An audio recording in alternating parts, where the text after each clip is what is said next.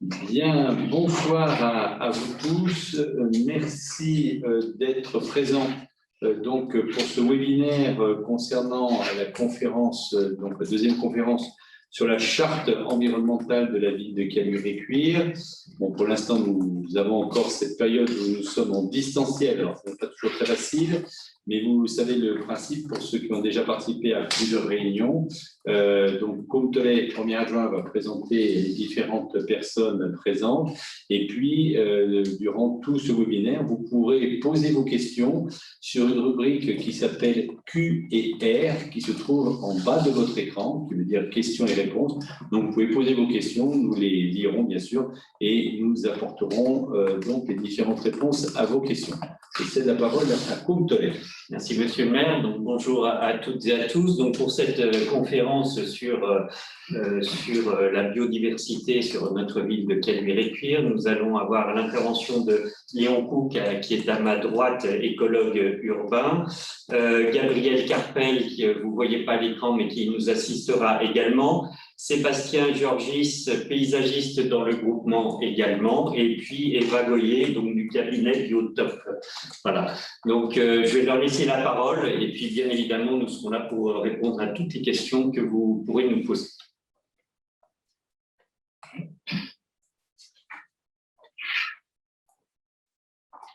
Donc la conférence du jour se déroulera en 3 parties. Dans un premier temps, j'aborderai les grands enjeux de la biodiversité en ville avant de laisser la parole à Eva Boyer du cabinet Biotop pour le diagnostic écologique, complété par le propos de M. Sébastien Georgis sur l'aspect paysager. Et enfin, en 3e partie, nous aurons à évoquer le guide de gestion écologique des espaces naturels et jardiniers, qui est un des temps de participation dans cette mission. Donc la biodiversité, c'est un concept qui a été forgé au final assez tardivement, puisqu'il est né en 1985. Il faut noter que ce concept a reçu une véritable popularisation dans le monde politique en 1992 avec le sommet de la Terre à Rio de Janeiro. Et c'est à ce moment-là qu'on a pris conscience collectivement à l'échelle planétaire de la dégradation de la nature. Ce concept, en fait, il désigne tous les milieux naturels, toutes les formes de vie ainsi que toutes les relations et interactions qui les animent. Il faut savoir que la biodiversité s'organise en 3 niveaux. La diversité des espèces, donc à peu près 8 millions d'espèces connues à ce jour, mais on estime qu'il y en a 30 millions encore qui restent à découvrir. La diversité génétique, donc les différences entre les individus au sein d'une même espèce, et la diversité des écosystèmes avec les interactions entre les espèces et leur milieu dans lequel elles évoluent.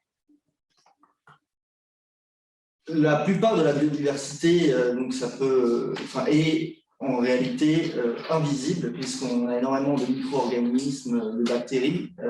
Il y a aussi des espèces beaucoup plus emblématiques qu'on connaît tous, comme les cervidés, donc les chevreuils, ou chez nous les renards roux. Mais il faut bien avoir en tête que nous faisons également, en tant qu'êtres humains, partie de cette biodiversité. Nous évoluons dans un écosystème bien particulier, qui est la ville. Aujourd'hui, sur le territoire français, on distingue 4 grandes zones biogéographiques parmi les 6 existantes relevées d'après l'INPN, donc l'Atlantique, la continentale, la méditerranéenne et l'alpine. À Caluire-et-Cuire, on se trouve dans une zone qui est la zone continentale, et ce qui fait de la France le pays le plus diversifié en termes de zones biogéographiques, puisque dans l'Union européenne, seules l'Espagne et l'Italie, avec 3 régions biogéographiques, concurrencent notre pays. En termes de services rendus par la nature, on parle de services écosystémiques. Donc, les services écosystémiques, ce sont des services gratuits offerts par la nature et qui nous permettent de vivre et de faire fonctionner notre société. Ce sont toutes les contributions de la nature qui nous affectent directement. Donc, il y a plusieurs types de services qui sont regroupés en 4 macro-groupes: les services d'approvisionnement, les services de régulation, les services de soutien et les services culturels. Parmi ceux-ci, on peut en citer quelques-uns. Donc, ça va être l'apport en eau potable, les ressources médicinales, la pollinisation, et j'en passe. Un des services écosystémiques qui nous est particulièrement précieux dans le système urbain, c'est la lutte contre l'îlot de chaleur, parce qu'il faut savoir qu'en moyenne, dans une ville, par la forme urbaine, on a des températures qui vont être environ 5 degrés plus élevées que dans la campagne avoisinante. Alors, ce n'est pas vrai pour toutes les villes, il y a des variations, mais introduire plus de nature en ville, plus de biodiversité peut par exemple nous aider à réguler ce phénomène que nous connaissons tous. Donc, cette biodiversité, je vous en parlais tout à l'heure, on a pris conscience des menaces qui pesaient sur elle. Il y a quelques grands chiffres clés que beaucoup d'entre vous ont en tête. Par exemple, que 68% des populations de vertébrés en moins d'un siècle ont disparu de la surface de la Terre. En 30 ans, on a eu 75% de la biomasse des insectes volants qui a disparu. Et dans le corpus des oiseaux des campagnes, d'après le Muséum national d'histoire naturelle, on a environ un tiers d'entre eux en 15 ans qui sont partis de nos écosystèmes. Voilà, donc quelques chiffres clés qui montrent que la situation est alarmante. Et il faut avoir en tête qu'il ne peut y avoir d'hommes en bonne santé sur une planète malade, d'où l'intérêt de préserver et de restaurer cette biodiversité chez nous, à Caluire-et-Cuire et partout. Les menaces donc, qui pèsent sur la biodiversité, d'après l'Office français de la biodiversité, elles sont au nombre de 5. Je vais vous les faire rapidement. Il y a l'artificialisation du milieu naturel, qui entraîne la fragmentation des habitats, leur destruction, la pollution, donc de l'air, du sol, de l'eau, mais aussi la pollution lumineuse et sonore, la surexploitation des ressources, le changement climatique et les espèces exotiques envahissantes, autrement dit les espèces invasives. Pour certains d'entre vous, vous avez déjà entendu parler du fait que telle ou telle espèce animale ou végétale était menacée, mais en réalité, sous cette appellation, il y a une multiplicité de distinctions. Donc une espèce, elle peut être quasi menacée ou dont la préoccupation est mineure, mais il y a d'autres gradients, les plus connus étant le statut vulnérable, en danger ou en danger critique. Et enfin, il y a des espèces qui sont complètement ont disparu de la surface de la Terre. On les considère donc comme éteintes, soit à l'état sauvage, soit au niveau mondial. Si on est là aujourd'hui aussi, c'est pour un petit peu parler davantage encore de cette crise du vivant, puisque vous le voyez sur le graphique suivant, on a l'occurrence dans le milieu médiatique du mot changement climatique en marron et du mot érosion de la biodiversité. On voit que c'est une préoccupation qui, certes, depuis le sommet de la Terre, dont je vous parlais tout à l'heure, évolue, mais reste quand même bien moins connue. Et voilà, quand on voit encore le rapport du GIEC qui est sorti il y a 2 jours, en tout cas certaines parties de ce rapport, on se dit que le phénomène est bien plus connu et c'est pour ça qu'il est intéressant d'en parler aujourd'hui et de mener des actions fortes comme le fait notamment la ville de Caluire-et-Cuire. Je vais inviter M. Tollet à vous expliciter un petit peu ce que fait la ville en faveur de la biodiversité. Oui, bien sûr, la ville de Caluire-et-Cuire n'a pas attendu donc l'élaboration de cette charte environnementale pour être attentif à la biodiversité sur notre territoire. Ce qui nous a valu, finalement, toutes nos démarches nous ont valu donc, ce label des 4 fleurs des villes et villages fleuris avec des grands axes sur lesquels nous avons travaillé. Nous travaillons depuis de longue date. Tout d'abord, la gestion de l'arrosage raisonné, c'est-à-dire que l'ensemble de nos parterres de fleurs sont recouverts systématiquement de paillage afin de maintenir l'humidité au sol. Le choix de variétés de plantes moins gourmandes en eau sont une priorité également dans le choix des plantes qui sont installées dans nos espaces verts. Et puis, donc, un arrosage adapté, on utilise de plus en plus le goutte à goutte afin de perdre le moins possible d'eau et de ne pas gaspiller l'eau, qui est une ressource quand même qui est importante et qui va devenir de plus en plus rare. Également, donc, la récupération des eaux pluviales, entre autres sur certains sites, comme le FCL ou Métropolis. Donc là aussi, c'est une démarche lors de rénovation de nos bâtiments, d'essayer au maximum de faire de la récupération des eaux des toitures. Une démarche en même temps également de développement durable avec tout d'abord, vous en avez tous entendu parler, cette ferme expérimentale, cette ferme urbaine qui va être installée sur la terre d'Ilève sur 3,5 hectares, qui va nous permettre d'avoir un circuit court avec la restauration municipale. C'est un des grands projets et un des grands objectifs, c'est avoir ce circuit court, faire produire sur nos terres l'essentiel des fruits et légumes pour notre cuisine centrale. Le conseil municipal d'enfants intervient aussi très régulièrement dans cette démarche de développement durable, et entre autres, c'est eux qui ont été à l'initiative de ces hôtels à insectes qu'on voit régulièrement sur notre territoire. Également, donc, vous avez entendu parler de notre action de distribution de poules.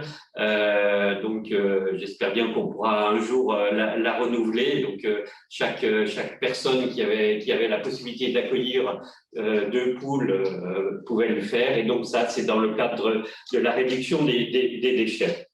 Et puis, bien évidemment aussi, on a sur notre toit 3 ruches qui sont aussi la démonstration que la ville de Caluire souhaite rentrer dans cette action de biodiversité. Le conseil municipal d'enfants aussi a souhaité qu'il y ait des poses de nichoirs, entre autres dans le bois de la Caille, et dans les espaces verts. Plantation de mellifères, de plus en plus nos agents des espaces verts plantent donc des fleurs spécifiques pour que les abeilles puissent d'une part se développer correctement sur notre territoire et puissent produire du miel. Le développement du compostage, là aussi, donc une action en lien aussi avec la métropole, avec ces composteurs livrés par la métropole, avec une assistance pour le fonctionnement des composteurs. Là aussi, on en est à combien sur le territoire? On doit en être à... Il y a 4 en composteurs en public et une quinzaine au moins installés dans les résidences, et en plus tous les particuliers qui le font d'eux-mêmes également. Bon développement. Donc une quinzaine dans les copropriétés. Sachez que toute copropriété peut faire la demande d'un composteur et donc il sera installé. Donc bien évidemment, il faut qu'il y ait après des personnes qui gèrent, parce qu'un composteur, ça se gère et on ne laisse pas les produits tels que dans le composteur. Préservation et mise en valeur du bois de la Caille, là aussi, ça a été un de nos gros chantiers sur la fin du mandat et ce début de mandat. Donc la mise en sécurité du bois de la Caille, ce bois de la Caille qui a été récupéré par la ville de Caluire, qui appartenait au département, et donc nous l'avons récupéré. Nous avons préservé une partie de ce bois parce qu'il y a aussi des espèces, entre autres la salamandre dorée, me semble-t-il, la salamandre dorée qui est un animal protégé, et donc on a protégé une partie du bois justement pour qu'elle soit véritablement protégée et pas gênée par les habitants. Un applicatif SIG avec des indicateurs, donc une cartographie de l'ensemble des espaces verts. Je vous rappelle que 51% du territoire de la ville de Caluire est en espace vert. Donc voilà, c'est grâce à le SIG qu'on a pu véritablement référencer l'ensemble des espaces verts de notre territoire. La mise en valeur de patrimoine végétal type nature, classification, arrosage et domanialité. Des outils à l'aide à la décision, et puis l'optimisation des secteurs d'intervention. Puis enfin, une gestion différenciée, classification des espaces verts. C'est vrai que là, on est en modification du plan local d'urbanisme et de l'habitat. C'est l'occasion, c'est pour nous l'occasion de véritablement référencer l'ensemble des espaces verts sur notre territoire. La mise en place d'un plan zéro phyto, donc ça fait déjà maintenant 6 ans que les espaces verts n'utilisent plus de produits phytosanitaires pour le traitement de nos plantes. Donc là, on a même anticipé et on est allé plus loin que la loi, puisque la loi d'obligation est intervenue plus tard. Le label 4e fleur, l'achat de matériel adapté, la revalorisation des déchets verts de la commune, donc là j'en ai un petit peu parlé. Bien évidemment aussi dans la ferme expérimentale, il y aura une plateforme de compostage. C'est un souhait de la municipalité. On espère que ce soit une plateforme de pratiquement 6000 mètres carrés qui permettra d'accepter les déchets non seulement de nos espaces verts, mais également des cuisines, mais aussi des caluires, afin qu'on puisse que les caluires puissent, après, une fois le recyclage fait, puissent récupérer du terreau. Et puis, traitement PBI, protection biologique intégrée. Voilà toutes les actions qui sont menées par la ville de Caluire dans le cadre de cette 4e fleur. Merci, Monsieur Dolay. Maintenant, je vais inviter l'ensemble des participants à ce webinaire à cliquer sur le lien qui vous sera envoyé à l'instant dans le chat et à taper le code qui s'affiche à l'écran afin de répondre à la question suivante. Voilà, c'est plutôt un appel à manifestation d'intérêt sur nommer un mammifère, un insecte et une fleur que vous avez déjà observé sur votre commune. On va avoir 2 temps d'animation comme ceci. Le premier avant le diagnostic qui vous sera présenté par le bureau d'études Biotope pour voir un petit peu la comparaison entre ce que vous pensez observer et ce que vous êtes en capacité d'observer par rapport à ce qui se trouve vraiment sur votre commune.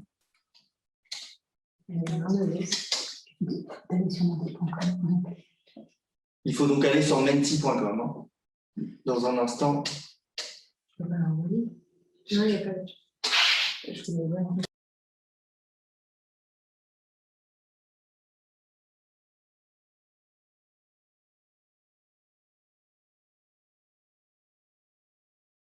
Allez-y, Jean. Allez-y.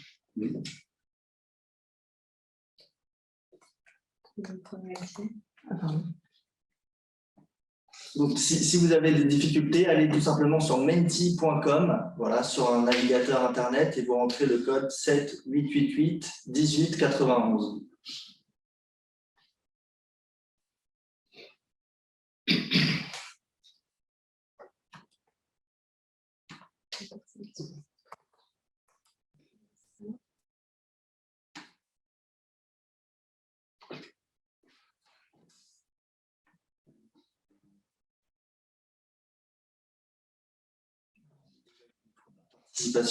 On va se laisser encore 2 minutes. Vous pourrez y accéder de toute façon tout au long du webinaire et puis on pourra continuer d'avancer quoi qu'il en soit.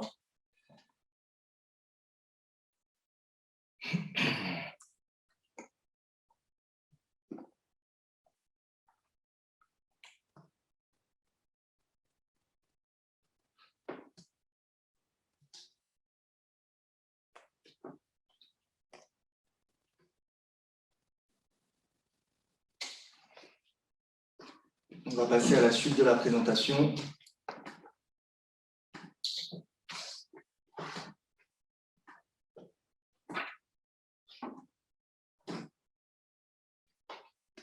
Voilà, n'oubliez pas que vous pouvez de toute façon y accéder quand vous voulez. On y reviendra à la fin de ce webinaire. J'ai maintenant laissé la parole à Eva Boyer du bureau d'études Biotope pour vous rendre les premiers résultats du diagnostic écologique sur la ville de Caluire.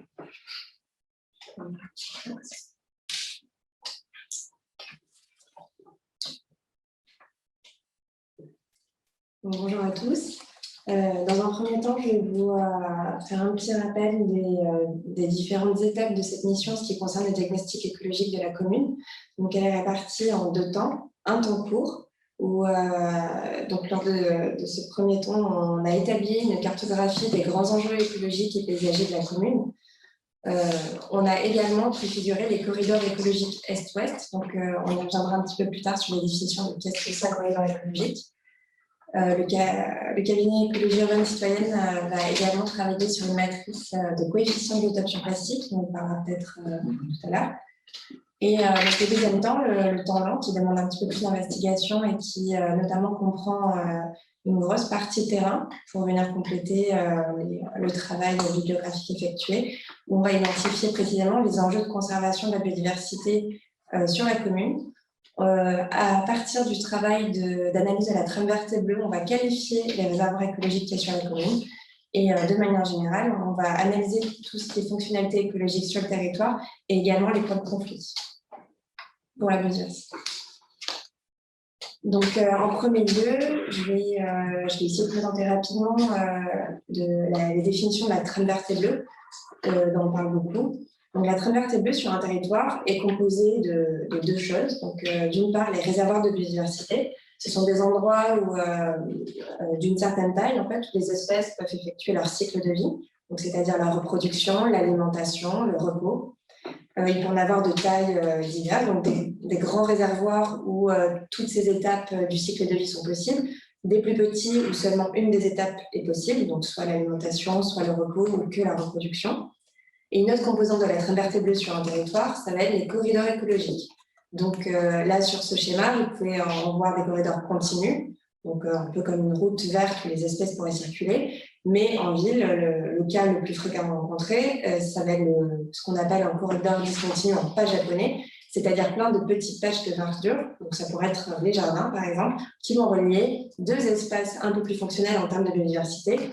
Par exemple, sur la commune, ça pourrait être les deux balmes du sol et de la Saône et du Rhône. Donc, le schéma qui est à gauche explique un petit peu ce qui peut se passer lorsque la trame verte et bleue est altérée. Donc, on a une situation initiale, c'est-à-dire un espace naturel fonctionnel où il y a plusieurs espèces qui vont effectuer leur cycle de vie. Là, on a l'exemple d'une route qui viendrait traverser cet espace, qui va dans un premier temps provoquer une perte d'habitat, c'est l'emprise de la route, provoquer un risque de mortalité. Les espèces, en essayant de traverser, peuvent induire des collisions et donc de la mortalité. Cette route peut également provoquer une accessibilité des ressources pour les espèces. Donc là, c'est le petit schéma tout en bas à gauche, par exemple l'eau ou de la nourriture qui ne serait plus accessible pour un chevreuil. Et donc en quatrième position, on aurait des populations de plus en plus isolées et de plus en plus petites avec la multiplication de routes, qui est un point très important. Puisque, comme l'a expliqué Léon tout à l'heure, la biodiversité, elle est des écosystèmes, des espèces, mais aussi génétiques. Donc, si les populations ne peuvent pas échanger avec d'autres populations pour renouveler génétiquement ces dernières, il peut y avoir une dégénérescence, en fait, et à terme, sur le long terme, provoquer la disparition simplement de ces populations. Donc, c'est pour ça que les corridors sont très, très importants pour permettre aux populations de se reconnecter entre elles. Donc, je vais vous présenter maintenant le travail qu'on a réalisé d'analyse sur la commune de Caluire-et-Cuire. Donc, j'ai commencé par la trame verte et bleue et je vais découper mon propos en sous-trames, ce qu'on appelle. Donc, on a séparé les trames en fonction de leur cortège, de leurs caractéristiques. Donc, on va avoir la trame boisée, la trame des milieux plutôt arbustifs, la trame des milieux agricoles, la trame des milieux humides et enfin la trame des milieux ouverts. Donc, en ce qui concerne la trame des milieux boisés, vous avez une petite cartographie en haut à droite qui représente graphiquement où elle est sur la commune. Donc, pour faire ce travail, on a pris comme surface de base 3000 m². Tout ce qui était en dessous, on a considéré que ce n'était pas fonctionnel pour les besoins de l'étude. Et on a retenu dans un premier temps tout ce qui était supérieur. Et ensuite, on a fait un travail de tri en fonction de la connexion, de ce qu'il y avait vraiment sur le terrain. Par exemple, un espace arboré qui est au sein d'une copropriété ne peut pas vraiment être considéré comme un réservoir de la trame boisée, puisqu'il y a des arbres, oui, mais est-ce que des espèces qui vivent dans des milieux boisés peuvent s'y reproduire? Pas forcément. Donc voilà, c'est un peu tout le travail qu'on a fait. En ce qui concerne la trame boisée, comme j'ai expliqué tout à l'heure, c'est vrai pour toutes les trames, les continuités sont très importantes, excusez-moi.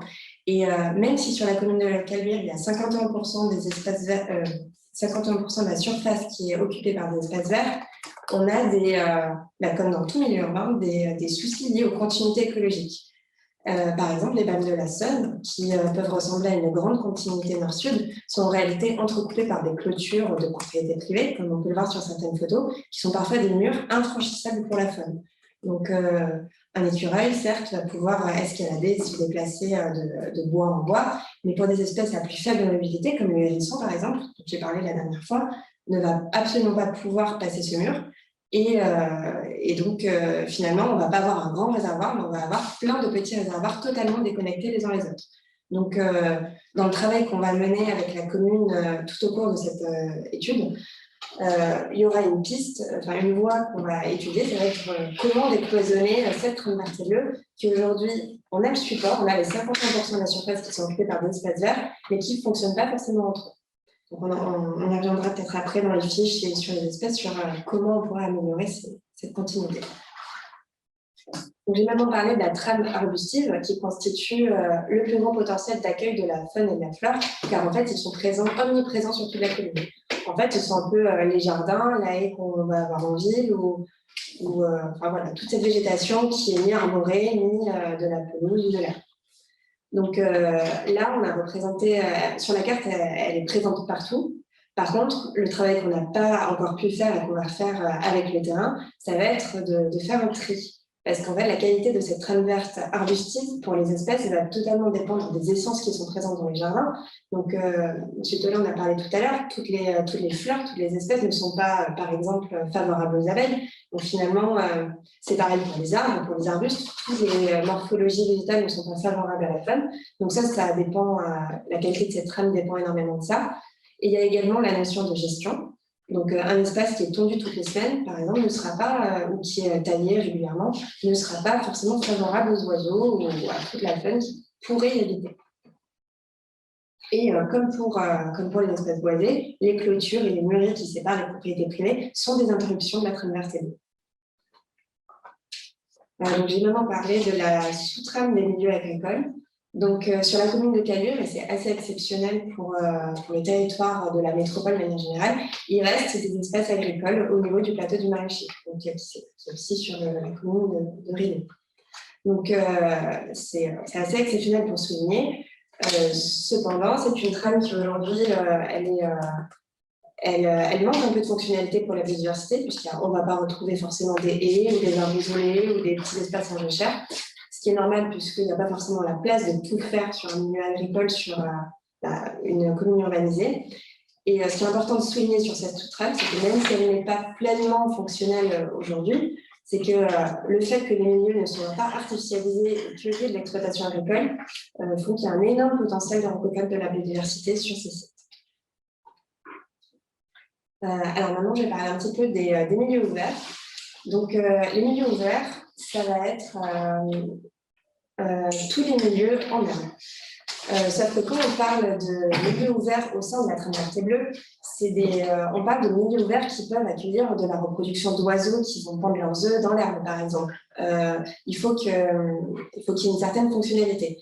Donc, je dis ça parce que, par exemple, un espace en herbe au bord de la route ou sur un rond-point, c'est pas une composante de la trame vertébrale. Ça va être un milieu herbacé qui peut servir de zone d'alimentation pour des insectes, pollinisateurs par exemple, mais ça ne fait pas partie de la trame vertébrale au sens c'est un réservoir de biodiversité.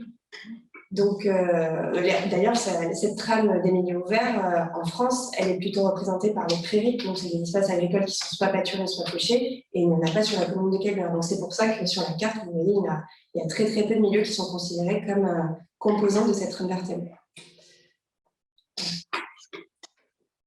J'ai maintenant parlé de la sous-trame des milieux humides. Donc, sur le territoire, il y a bien sûr tout le Rhône et les bords de Rhône et les bords de Saône qui présentent une végétation de milieux humides, avec étonnamment beaucoup d'oiseaux qui sont rares et protégés, qui s'y reproduisent en fait et qui utilisent ces deux fleuves comme axe de migration, mais qui fréquentent également les milieux de végétation à côté pour s'y reproduire. Et sur le plateau, les zones humides sont quand même beaucoup plus rares, de par la nature du territoire en fait. Mais on a quand même le bois de la Caille, notamment, avec plusieurs résurgences de milieux humides. Donc, sur la photographie, on voit un petit ruisseau. Il y a également plusieurs mares dans le bois, où, comme l'a dit M. Tollet, plusieurs amphibiens s'y reproduisent. Donc, la salamandre, également des tritons, crapauds, et je crois qu'il y a des grenouilles également. Donc, sur le reste du territoire, c'est un petit peu moins clair. La bibliographie, faire sortir deux bassins artificiels. Donc, ça sera au terrain de confirmer si on peut y accéder, si il peut servir de milieu de reproduction pour des amphibiens. Et voilà tout ce qu'on peut dire à peu près sur la ligne du mythe sur le territoire. Donc, voilà, en résumé, là, vous avez représenté sur la carte les 5 grandes trames les 5 grandes sous-trames de la trame vertébrale analysée sur le territoire. La trame des milieux boisés en haut à gauche, les arbustifs en haut à droite, les milieux agricoles en bas à gauche, les milieux ouverts et humides qu'on a regroupés sur la même cartographie parce qu'elle n'avait pas beaucoup, donc ça va un intérêt de les rassembler en bas à droite.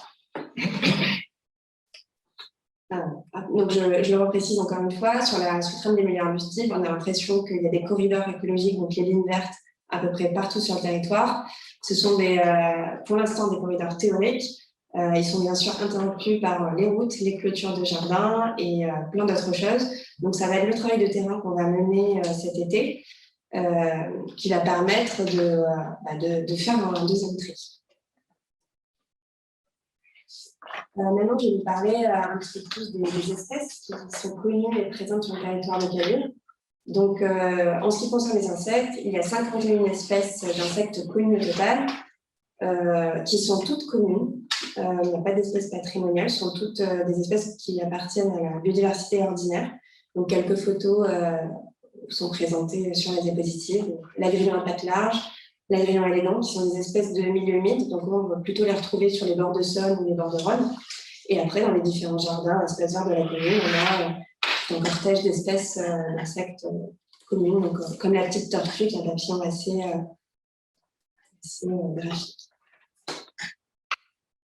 Maintenant, en ce qui concerne les oiseaux, on a 135 espèces d'oiseaux qui sont connues au total sur la commune, dont 68 sont considérées comme nicheuses, donc qui se reproduisent dans les espaces verts de la commune.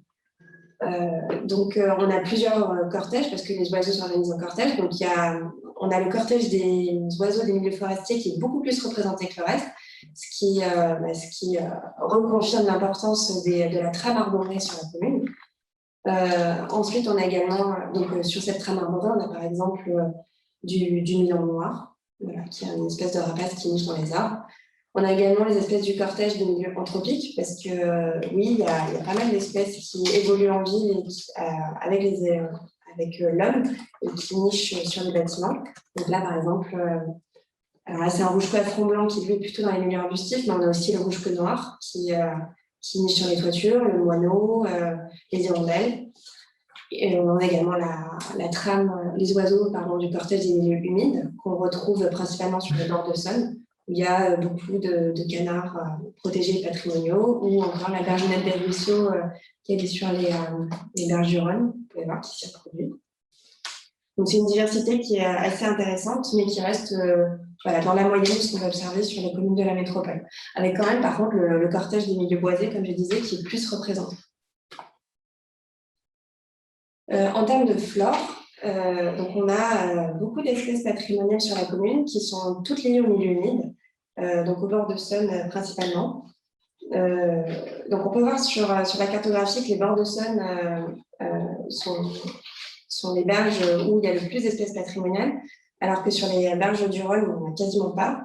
Donc, c'est lié à deux choses principalement. Déjà, aux morphologies des deux berges sur la commune. Donc, sur les berges du Rhône, on est sur des quais beaucoup plus artificiels qui vont beaucoup plus plonger. Il y a moins de végétation un peu libre, en fait, où la flore peut se développer tout simplement, donc elle n'est pas présente. Alors que sur les berges du Saône, même si c'est artificialisé, il y a encore quand même des îlots de végétation où ces espèces patrimoniales peuvent se développer.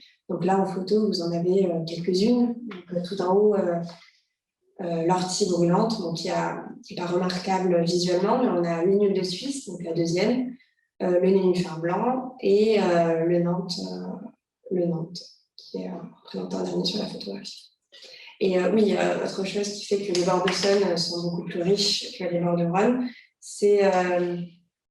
je n'ai pas d'explication précise, mais les bords de Saône sont connus pour être très très riches botaniquement. En fait, toute la vallée de la Saône comporte beaucoup d'espèces patrimoniales, et donc elles sont chargées par le fleuve, et tout au long de son linéaire, on va retrouver ces espèces. Je ne vais pas vous présenter toutes les cartes, puisque là, il y avait pas mal de choses à représenter, mais il y a d'autres groupes où c'est pas qu'il y en a moins, en fait, des espèces, c'est qu'on a très peu de connaissances que je peux vous représenter sur une carte, même si elles sont là. C'est vrai d'ailleurs, même ce que je vous ai présenté, c'est qu'une partie des connaissances, c'est certainement sous-prospecté. Par exemple, il y a certainement beaucoup plus de 51 espèces d'insectes sur le territoire. Mais voilà, on n'a que celle-là à vous présenter sur une carte. Donc, on a également 8 espèces d'amphibiens, dont la majorité sont présents sur le bois de la caille, dû au milieu humide, ils suivent les milieux. 13 espèces de chauves-souris qui sont également présentes sur le bois de la caille. Même si ce n'est pas le seul endroit où il y a de la biodiversité sur le territoire, c'est un des endroits qui est le mieux prospecté, en fait, parce qu'il fait l'objet de politiques de conservation, de mise en valeur. Donc forcément, on connaît beaucoup plus ce lieu que les autres endroits du territoire. Il y a également 14 espèces de mammifères, dont des mammifères assez gros, comme le sanglier et le chevreuil qui ont été mentionnés. Donc ça veut dire qu'il y a des espaces boisés assez conséquents qui leur permettent d'y vivre. Et enfin, 5 espèces de reptiles, je vais nuancer, c'est plutôt 3 et 2 en captivité qui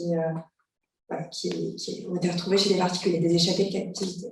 Donc en photo, là, tout en haut, on a le lézard de l'oreille qui est présent absolument partout en ville. Juste en dessous, vous avez le castor qui fréquente abondamment la Saône et le Rhône. Si vous faites attention, on peut retrouver des traces de crayons. Donc le crayon, c'est les restes des troncs rongés par le castor tout au long. Donc il y a plusieurs traces. Tout en bas, vous avez une larve de salamandre donc, qui a été observée de la sortie la dernière fois avec le Focus Group. Une chauve-souris, je ne saurais pas vous dire l'espèce, est-ce que tu sais? Noctule de Lessler, donc une espèce qui niche dans les arbres au bois de la caille, un chevreuil, et là une photo qui n'est pas très visible, mais j'ai tenu à la mettre tout à gauche, parce que sur le terrain, je vous ai dit que c'était probablement une salamandre. En zoomant, je tiens à rectifier cette erreur, c'était un triton alpestre que nous avons vu lors de la visite de terrain. Donc, bon, voilà, je tenais à rectifier cette information que j'ai donnée à tort à la visite. Voilà, donc ça, c'est quelques extraits des cartes d'amphibiens mammifères qu'on vous présente. En termes d'amphibiens, il y a celle que je viens de citer. Il y a l'alite accoucheur, que vous pouvez voir, c'est un crapaud dont le mâle porte ses œufs sur le dos et est en charge de les humidifier jusqu'à l'éclosion. C'est pas la femelle qui s'en occupe, c'est assez rare. Faut être noté. Vous avez l'écureuil roux qui est présent certainement partout dès qu'il y a un peu d'espace boisé. Et voilà. Donc, pour faire un peu le bilan voilà, donc ça, c'est la cartographie des grands enjeux environnementaux de la ville de Caluire-et-Cuire. C'est un peu le bilan de notre analyse transversée bleue et de la connaissance présente d'espèces. En enjeu très fort, on a mis le Rhône et la Saône, parce que ce sont, même si finalement c'est un petit peu déconnecté du territoire de Caluire, parce que c'est les limites en fait, mais ce sont 2 fleuves qui sont d'axes migratoires très très importants pour les oiseaux, pour les poissons, pour les insectes, pour la flore aussi, dont les graines se disséminent à ces 2 milieux. Donc enjeu fort pour ces 2 milieux. On a également le bois de la caille qu'on a mis en enjeu très fort. Alors ça ne veut pas dire qu'un autre endroit boisé sur la commune ne peut pas avoir des enjeux très forts, c'est juste que ce milieu est très connu, très prospecté. Donc aujourd'hui, on peut affirmer qu'il y a un enjeu très fort sur le bois de la caille sur la commune. Du fait probablement d'impact de connaissance, donc le reste des balmes boisées du Rhône et de la Saône ont été mis en enjeu fort, et pas très fort, mais c'est possible qu'il y ait des subtilités qui ressortent avec le terrain. Tous les espaces verts arbustifs, en fait, les jardins et ces espaces de végétation un peu plus denses ont été mis en enjeu moyen, de par les enjeux qu'ils véhiculent aujourd'hui, mais aussi pour leur gros potentiel d'amélioration qu'ils abritent. Le plateau des maraîchers avec des espaces agricoles donc, a été mis en enjeu faible, qui ne reflète pas forcément le potentiel que peut représenter ce site, mais aujourd'hui c'est un site qui est exploité par des activités agricoles avec donc peu de haies, comme j'ai dit tout à l'heure, pas d'arbres isolés. Et donc aujourd'hui, il n'y a pas d'espèces qui se reproduisent sur ces milieux agricoles à proprement parler. Si on reprend l'exemple des oiseaux, on a l'alouette, qui est une espèce du cortège des milieux agricoles, qui vient chaque année sur la commune de Caluire, qui est observée, mais qui ne s'y reproduit pas.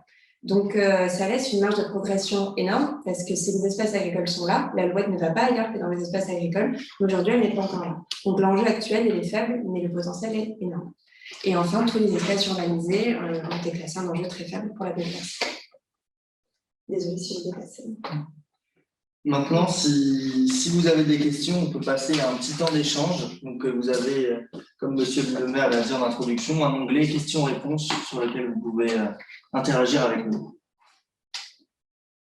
Pour l'instant, il n'y a pas de questions qui apparaissent. On va attendre un petit moment. Sachant qu'on a plusieurs temps comme ceci, donc on pourra peut-être aussi les prendre à la fin des présentations. Très bien, poursuivez, pas de problème. Je vais laisser la parole à Monsieur Sébastien Georgis qui va vous parler un petit peu du diagnostic paysager sur la commune de Caluire-et-Cuire. Merci, Léon, merci, monsieur le maire. Le paysage n'est pas le cœur de cette charte que vous mettez en œuvre sur la commune, mais notre équipe, on a tenu à toutefois la mettre dans la démarche parce que c'est ce qui permet une approche plus globale, à une échelle plus géographique. La biologie, les sciences naturelles sont très précises, et on l'a vu, mais l'approche paysagère permet de resituer ça. Le paysage n'a pas de limite, il ne s'arrête pas aux limites communales, il ne s'arrête pas au cœur au milieu des rivières, il ne s'arrête pas aux limites départementales. Ce qui est plus est, c'est une démarche également qui permet d'associer le bien-être d'une des espèces, l'humain en l'occurrence. C'est-à-dire que quand on se sent bien quelque part, quand on se sent en confort quelque part, donc source de santé et de bonheur, c'est qu'on est dans un paysage accueillant. Et si j'ai pris cette photo sur certains types de paysages, c'est que nous savons tous, et j'ai les mêmes à Avignon, il y a des paysages dans lesquels on ne se sent pas bien, et notre espèce n'est certainement pas dans le meilleur habitat qui serait le sien. Donc cette approche paysagère, on a tenu elle est mineure dans notre approche, mais on a tenu à ce qu'elle soit présente dans ce diagnostic. Alors bien entendu, quand on parle du paysage ouvert du plateau des maraîchers, on voit les lisières, on voit les marges avec ces grandes surfaces, avec ces parkings minéralisés gigantesques, et nous sommes sur du privé. C'est une époque, c'est un héritage, nous avons tous les mêmes dans toutes les communes de France, mais voilà, il y a là un point de travail important. Ça n'est pas dans l'inventaire des richesses naturelles, je fais biotope, mais je pense que c'est un inventaire des axes de travail dans votre émission du PLU, et nous avons tenu à le planter, à le pointer, et nous ferons des propositions dans ce sens-là. Ça peut être dans notre révision de PLU, ça peut être des orientations d'aménagement et de programmation très spécifiques. Sur le point suivant, c'est notre page paysagère. Voilà. Alors les balles reviennent parce que quand on est à l'échelle du paysage, là, vous savez combien on est, voilà, Mairie, le Belvédère. J'ai passé une journée aussi à aller voir de l'autre côté, sur les autres versants, comment on perçoit les balmes de Caluire-et-Cuire et comment, quand on perçoit les balmes de Caluire-et-Cuire, qu'est-ce que ça veut dire pour l'avenir de ces balmes en termes de perception, par rapport à leur évolution. On sait qu'elles vont évoluer avec le changement climatique, on sait qu'il faut les gérer. On sait que certaines sont protégées en site inscrit, qu'il y a une gestion avec les services de l'État, l'ABF et l'inspectrice des sites que j'ai eu au téléphone. Voilà, donc j'ai pris en charge cette échelle-là pour qu'on regarde aussi comment les perceptions vers les balmes à partir des autres versants de la Saône et du Rhône soient prises en compte dans ce travail. Le point suivant. Alors, bien entendu, et vous en avez parlé, les berges et les zones de contact entre la rivière, le fleuve et les balmes, c'est un point de travail certainement fondamental. Alors, on n'est pas dans les jardins privés, hein, on est chez la CNR de temps en temps, on est sur les routes départementales, on est sur des voies SNCF, mais voilà, comment, bon, ça peut être un plan de paysage à terme, hein, mais comment ces acteurs-là, qui ont un rôle très important sur le paysage et sur la biodiversité communale, pourront être associés à terme à votre projet sur le biotope. Voilà, et on voit que on a des marges de progrès comme partout, hein, mais là, j'ai pris cette photo pour montrer que entre la petite partie de Ripessil en pied de mur et puis les vannes, il n'y a pas de connexion aujourd'hui si on parle de corridor, par exemple. Voilà. Et or, ce serait relativement facile à faire, mais avec ces partenaires-là. Le point suivant, peut-être. Alors, bien entendu, tout ce qui est espace public participera, même si ce n'est pas le cœur de votre charte, qui est orienté vers la gestion des jardins et l'ensemble des propriétaires de Caluire et Cuire. Mais voilà, la politique communale, et vous avez parlé des 4 fleurs hein, sur les espaces publics, la politique communale fera les liens dans la trame verte et bleue, fera les liens entre les corridors écologiques qui vont être dessinés, entre guillemets, déterminés sur votre territoire. Et là aussi, on sait faire. Techniquement, c'est des choses maintenant qui ont des réponses. Et puis, je vais essayer d'être rapide. Il y en a une dernière, je crois. Voilà. Et le paysage, c'est aussi, comment dire, on habite quelque part. Hein, voilà. Quand on parlait des entrées de ville tout à l'heure, à Amiens, c'est les mêmes que chez moi à Avignon, qui sont les mêmes qu'à Lyon, qui sont les mêmes qu'à Draguignan, voilà. Et on ne sait plus où on habite. Habiter quelque part, ça a du sens. Habiter Caluire et Cuire, comme habiter Toulouse, comme habiter Avignon. Et donc, à travers les choix végétaux, le type d'espace public que l'on peut faire dans les nouveaux quartiers, mais aussi à travers le type d'architecture et comment cette architecture peut évoquer la géographie de Caluire et Cuire, sa géologie, son histoire, tout en étant contemporain, parce qu'il faut répondre aux aspirations des habitants d'aujourd'hui, l'architecture contemporaine. Moi, quand j'ai découvert votre mairie, quand mes parents travaillent, là, je me suis questionné sur la pierre de votre façade. Voilà. Bon. Ce n'est pas une pierre locale, non, pas du tout, qui est une pierre effectivement de la Saône-et-Loire. Voilà. Et donc, là, ça pose la question. Alors aujourd'hui, on parle des matériaux géosourcés, des matériaux. Bon, voilà. L'avoir en tête, hein, on n'est plus dans les espèces, mais et je crois que si une évolution des formes urbaines et du bâti, le bâti qui est un habitat pour beaucoup d'espèces. Hein. Un habitat pour beaucoup d'espèces. On parlait des chiroptères, des chauves-souris, et ben, elles logent chez nous. Si on y prend bien. Dans le grenier, sous les tuiles, dans les fissures, bon, beaucoup de choses à faire dans ce sens. Voilà. Et puis, je crois que je vais terminer là. Voilà. Merci pour votre écoute. On peut peut-être faire un petit point sur les questions, s'il y en a des nouvelles. N'hésitez pas, hein, donc, si vous avez des questions, c'est en bas de votre écran, c'est marqué Q et R, et vous pouvez donc taper votre question pour qu'on puisse la voir apparaître et voilà, essayer d'y répondre. Sachant qu'il n'y a pas de moment dédié pour vos questions. Pendant qu'on parle, vous pouvez accéder à cet outil et vous poser les questions au gré des interventions. Toujours pas de questions. On va poursuivre. Tout est clair. Apparemment, tout à l'heure, il y avait une main levée. Donc, peut-être que cette personne qui avait la main levée peut écrire sa question dans le chat directement. En tout cas, vous n'avez pas la possibilité d'interagir oralement avec nous ce soir. S'il n'y a pas de questions pour le moment, on se laissera encore un petit temps dans un quart d'heure pour y revenir. Mais on va vous présenter aussi l'un des objectifs de cette mission, qui est la rédaction d'un guide de gestion écologique des espaces naturels et jardinés.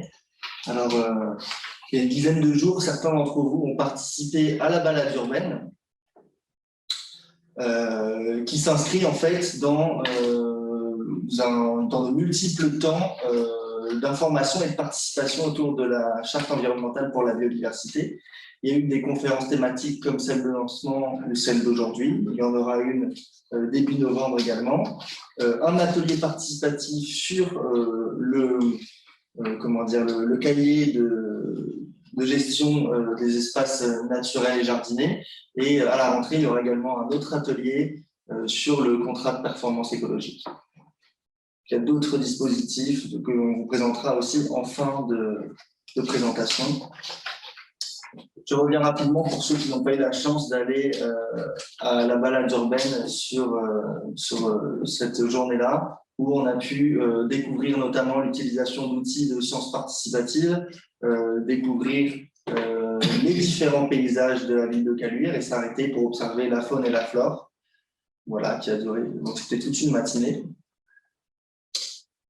Et l'après-midi, comme je vous le disais, on s'est retrouvés sur le format de groupe de travail pour élaborer des guides, enfin des fiches du futur guide de gestion écologique. Et on va vous en présenter les grands traits de 2 d'entre elles. Donc, il y en aura 8 au total qui s'affichent à votre écran. Donc, 2 sur les aménagements en faveur de la faune. Donc, on vous en parlait tout à l'heure sur les ruptures de continuité écologique de la trame verte et bleue. Et ben, il y aura des éléments de réponse dans cette fiche numéro 1, par exemple, mais aussi sur comment cohabiter avec la petite faune urbaine, quelles sont les bonnes techniques de plantation et d'entretien dans votre jardin, en quoi la strate herbacée qui a été esquissée tout à l'heure par Biotop sur ses cartographies est importante écologiquement et qu'est-ce qu'il faut y faire pour la préserver. Parler aussi de la notion de déchets au jardin. Est-ce qu'on parle vraiment de déchets ou est-ce qu'il s'agit de ressources? Vous pourrez le découvrir dans ce petit guide. Et également, comme M. Tollet l'a indiqué tout à l'heure, dans les espaces publics, mais aussi chez vous, désormais, il est interdit d'utiliser des produits phytosanitaires de synthèse. Donc, on va voir quelles sont les alternatives écologiques à ces pesticides. Et compter également sur nos alliés naturels, donc qui peuvent être la mésange, le hérisson, la coccinelle, pour jardiner en symbiose avec la nature. Voilà. Et puis la dernière fiche sera sur les modes de gestion des grands parcs boisés et des balles. Je vais vous parler d'une fiche en particulier qui est un exemple de gestion de la strate herbacée. Je vais laisser Eva vous en parler. Il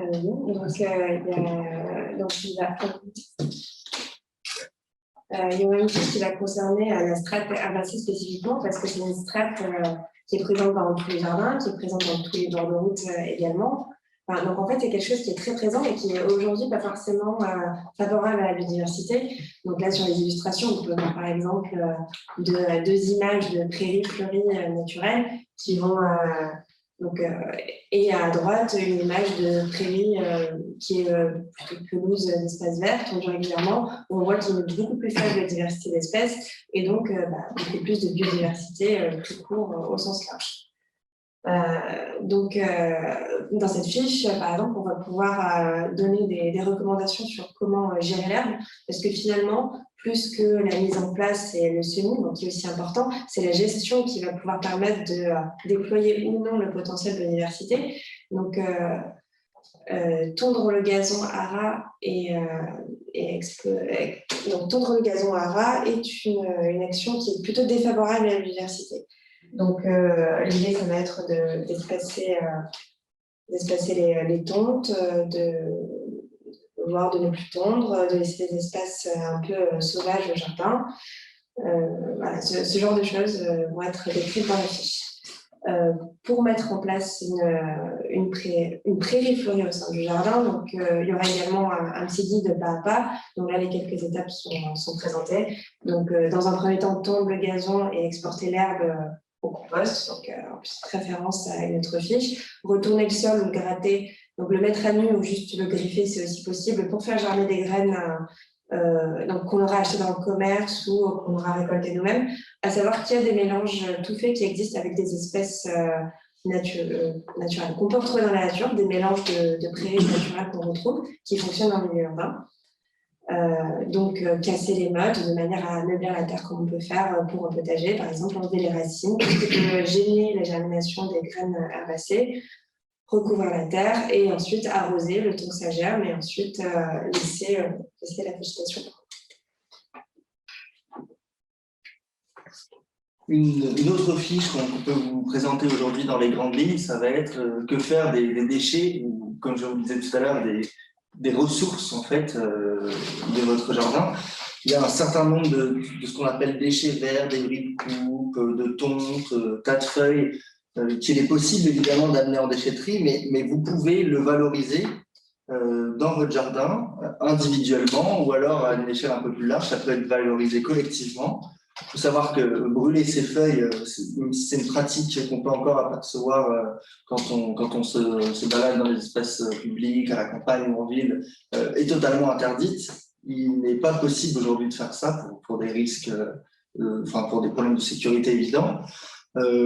Mais le pendant de ne pas du tout les ramasser et de laisser un tapis dense de feuilles dans votre jardin, ce n'est pas non plus une solution, ces feuilles-là vont étouffer la pelouse et enrayer un petit peu le fonctionnement écologique de ces espaces. Donc, une pratique, par exemple, pas très difficile à mettre en place, serait de ramasser la plus grande partie et de laisser quelques feuilles éparses, donc pas en tas, un petit peu en discontinuité un petit peu sur votre pelouse, comme on voit sur la photo du dessous. Là, c'est la manière la plus efficace de maximiser le potentiel écologique de vos espaces jardiniers.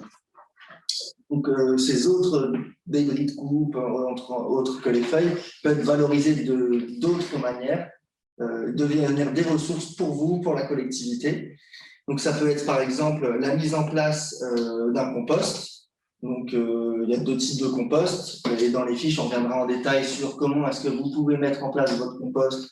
Donc, il y a des facilités mises en place et offertes par le Grand Lyon pour vous accompagner, par la ville également. Il y a des associations qui s'occupent de la mise en place de compost dans des collectivités. Donc ça, c'est pour un petit peu mélanger vos déchets verts avec les déchets organiques issus de la cuisine, pelures, de fruits et de légumes. Si vous n'avez pas la possibilité ou pas l'envie dans votre copropriété de développer des composts, vous pouvez aussi broyer vos déchets verts et pailler un petit peu vos parterres de fleurs ou le mettre autour de grands arbres de votre copropriété pour enrichir le milieu. Donc voilà, c'est d'autres manières de valoriser ces déchets-là. Il y a aussi la filière bois-énergie pour les propriétaires de bannes et de bois. Le bois, c'est la filière numéro 1 d'énergie renouvelable en France. Elle est considérée comme une ENR. Et donc, c'est une manière de se chauffer. Donc, en collectif comme en individuel, on peut avoir une chaudière bois pour produire de la chaleur. Et une autre manière là, qui me concerne un peu moins directement en tant que particulier, ça va être les unités de méthanisation qu'on voit se développer un petit peu dans certaines collectivités pour faire de l'énergie à propos de cette valorisation des déchets verts. On y reviendra bien sûr en détail sur cette fiche. Voilà. On passera après cette slide aux questions pour faire un petit peu le point sur les contributions. Vous rappelez cependant que dans le cadre de cette mission qui est co-construite avec le groupe de travail, il existe un outil participatif qu'on vous avait déjà présenté dans la conférence de lancement. Donc, vous avez le QR code sur cette diapositive et les identifiants avec vos idées ou les bonnes pratiques, mais aussi les pratiques à éviter, votre propre expérience sur ce qu'il faut faire, ce qu'il ne faut pas faire, ce qu'on pourrait retrouver dans le futur document qui est regroupé en sous-thématiques. Je vais laisser un petit peu Axel vous en parler succinctement. Oui, on souhaitait reparler un peu de cet outil-là qui se veut être collaboratif. C'est vraiment par la force de participation que l'outil deviendra riche et utile pour tous. Pour rappel, en fait, c'est une fleur très bien dessinée qui reprend des différents thèmes, notamment des thèmes qui ont déjà été abordés lors des guides de gestion, comme les aménagements en faveur de la faune, mais pas que. Ça va un petit peu plus loin, enfin pas forcément plus loin, mais sur d'autres sujets, des fois sur la gestion de l'eau, des manières de construire durablement, parce que également dans cette charte environnementale pour la biodiversité, on engagera des réflexions un peu plus tard sur la façon de construire. Et donc la lutte aussi contre les invasifs, la biodiversité, les services rendus. Donc voilà, c'est des grands thèmes qui sont abordés dans chacune des pétales. Vous trouvez le titre à proximité et de la même couleur que la pétale. Et pour pouvoir échanger, c'est vraiment un système de post-it. Donc chaque post-it peut être créé par le petit plus que vous voyez en bas de la pétale, en bas de la fleur ou de la pétale jaune. Donc, vous appuyez sur ce plus-là, vous pouvez écrire votre idée, sélectionner la couleur en fonction de la légende qui est bien sûr répétée, vous ne le voyez pas ici, mais juste à côté de la fleur à gauche, toutes ces consignes que je vous donne sont inscrites avec la légende des couleurs. Et puis, vous pouvez après juste appuyer sur la flèche pour pouvoir valider. Et après, vous pouvez placer votre post-it au bon endroit au niveau de la pétale que vous avez choisi, de commenter. Et donc, pour information, les post-it jaunes sont que des questions, les post-it verts sont des observations, les post-it rouges sont des points de vigilance et les post-it bleus sont des conseils. Je vous répète, tout ce que je viens de dire, toutes ces consignes et la légende est inscrite également sur ce klaxon, en vous connectant via cette adresse, ce lien Internet, et en rentrant le code qui est à droite, vous pouvez accéder à ce board, à ce tableau. On répétera ces informations sur le site de la ville pour que vous puissiez retrouver facilement ce board.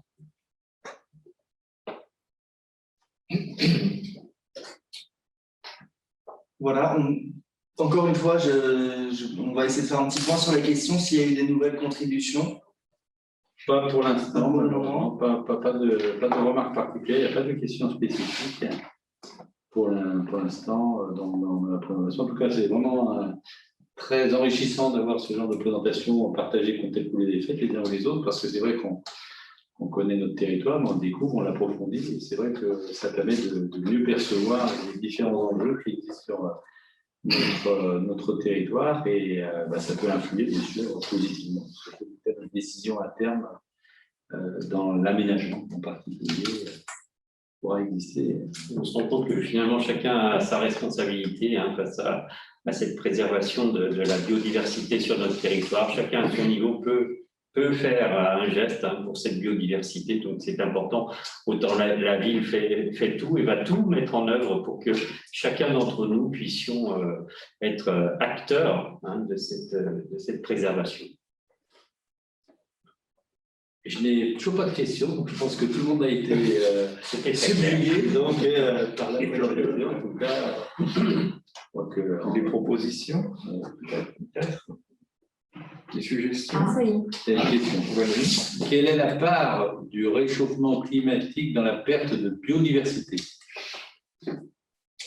Alors, en France, on ne voit pas encore de manière très claire les effets du changement climatique sur la biodiversité. La perte de biodiversité, elle est avant tout due à l'homme. Donc, même s'il y avait des choses qui étaient dues au changement climatique, je pense que les impacts que provoque l'homme sur la biodiversité les masque. Par contre, ce qui est sûr, c'est que le changement climatique est un accélérateur de la dégradation de la biodiversité, car il va accompagner les impacts que va faire l'homme. Par exemple, sur les zones humides, donc les tourbières, les prairies humides, les bords de fleuves, ce sont ce qu'on appelle des zones humides, sont des zones qui sont très riches en biodiversité. Ce sont aussi des zones qui rendent des services d'épuration des polluants, qui servent un peu d'éponge en été parce que ce sont des zones qui vont stocker l'eau et la diffuser plus lentement qu'en fleuve, par exemple. Et donc ça, c'est des zones qui sont très impactées par l'activité humaine parce qu'on veut assainir pour pouvoir cultiver, pour pouvoir construire, pour ce genre de choses. Et le changement climatique, forcément, avec la réduction des précipitations, l'augmentation des températures, va accentuer la disparition de ces milieux et de ces espèces. Il y a beaucoup d'études aujourd'hui en France, il y a beaucoup de collectivités qui se posent la question de comment permettre aux espèces de s'adapter au changement climatique, parce qu'aujourd'hui, elles n'ont pas encore besoin de s'adapter. Et une des principales réponses, ça va être les corridors. En fait, les espèces, ce qui va se passer avec le changement climatique, c'est qu'elles vont, les zones géographiques qu'a présenté Léon tout à l'heure, la zone méditerranéenne va monter en France. Donc, elle va monter, la zone méditerranéenne va monter jusqu'au milieu Ardèche à peu près, bon, c'est pas une ligne droite. Mais du coup, ce qui fait qu'il y a plein d'espèces qui ne... Donc, la végétation qui est sur ces milieux méditerranéens va monter également. Donc, par exemple, nous, ce qu'on retrouve en forêt ici, ça va être de la chenille charmée, des espèces... voilà, c'est ça qu'on retrouve en forêt. En Méditerranée, les espèces boisées, c'est plutôt du chêne vert, du genévrier, enfin c'est la garrigue, le matoral. Et donc on a des espèces qui sont plutôt liées aux forêts des milieux tempérés, comme on a ici à Caluire. Et on a des espèces qui sont vraiment spécifiques des milieux méditerranéens.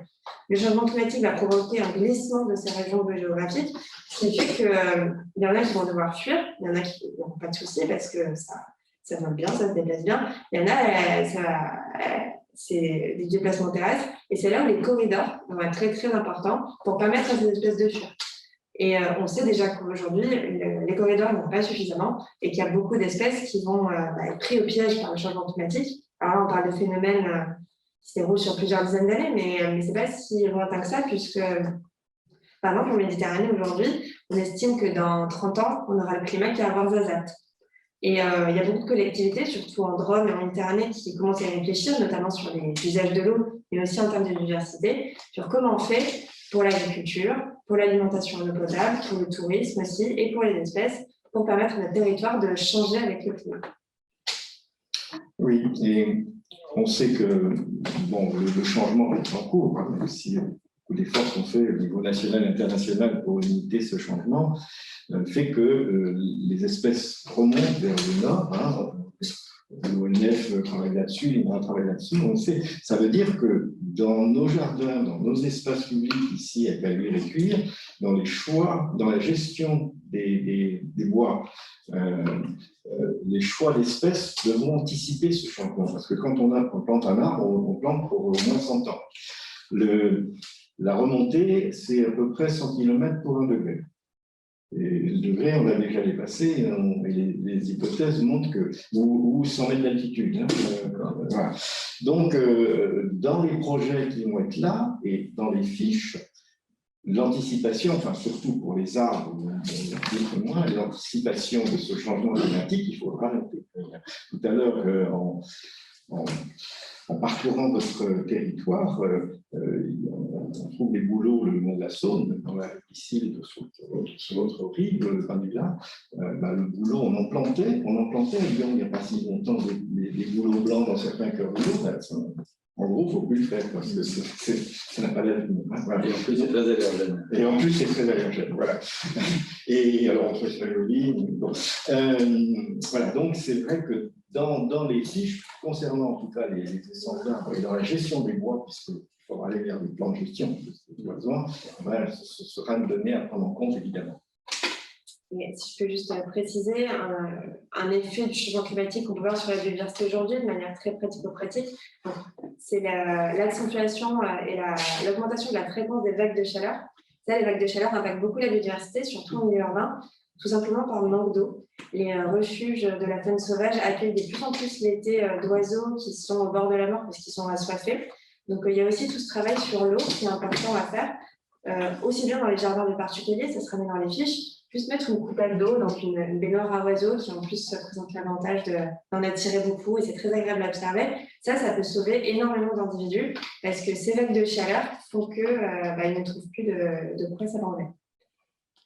Et pour juste rebondir ce que vient de dire M. Georges sur les espèces effectivement qu'il va falloir choisir par rapport au changement climatique, il va falloir choisir des espèces qui sont plus résistantes au stress hydrique, mais tout en faisant attention à la nature des sols, comme on l'a rappelé, comme on a pu en discuter avec les focus group lors des ateliers, parce que en fait, dans la Méditerranée, les sols sont très drainants, donc on a des arbres qui sont habitués à ne pas avoir de rétention d'eau en hiver, par exemple.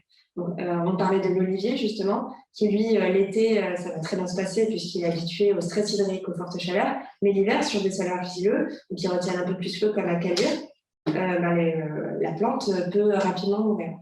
Donc, il y a tout ce travail qu'on est en train de faire et qui sera important sur le choix des espèces. Très bien. Écoutez, merci beaucoup pour ces précisions et ça donne envie d'aller encore plus loin dans les ateliers. Donc, mercredi, il y a un atelier pour les enfants qui va se dérouler au bois de la Caille. Exactement. Donc voilà, c'est la continuité du dossier. Et puis, je crois que vous allez continuer à travailler sur ces fiches et on se retrouvera en septembre ou octobre. En septembre, sur le contrat de performance environnementale. Voilà un autre atelier avec le groupe de travail, effectivement. Et on reviendra vers vous tous pour la restitution qui aura lieu le 2 novembre. Très bien, écoutez, merci beaucoup et puis très bonne soirée et merci pour toute cette partie où nous avons beaucoup appris. Merci encore. Bonne soirée. Merci à tous. Bonne soirée.